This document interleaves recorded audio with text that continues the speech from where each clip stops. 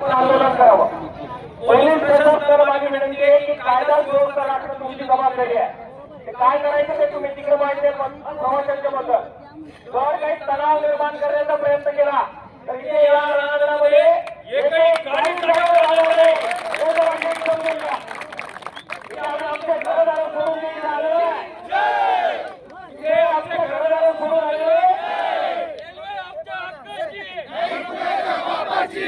एक मजाक करण्यासाठी आलेलो नाहीये। पोलिसांना जर वाटत असेल तर शांतता व्हावा तर त्यांची जबाबदारी आहे आणि प्रवासी सुद्धा आपल्या बरोबर आहे, परंतु चेष्टा पण चालणार नाहीये।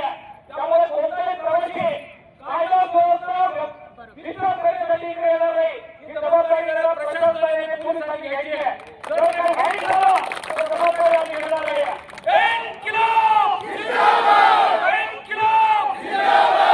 पोलीस प्रशासन जरा मला वाटतं शांततेत आमची मजा पाहत आहे।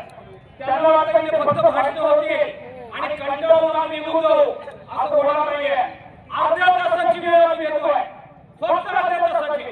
अर्ध्या तासात जर नाही झालं तर पुढे काय करायचं हे आपल्याला ठरवावं लागेल।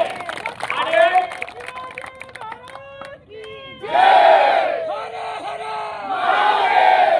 मुख्यमंत्र्यांची तारीख घेतल्याशिवाय माघार नाही, हा आपला जोराचा टप्पा आहे। त्यामुळे प्रशासनाने कलेक्टर साहेबांशी संपर्क साधावा, प्रांत साहेबांना मध्यस्थी घालावं आणि मुख्यमंत्र्यांची लेखी तारीख ते पण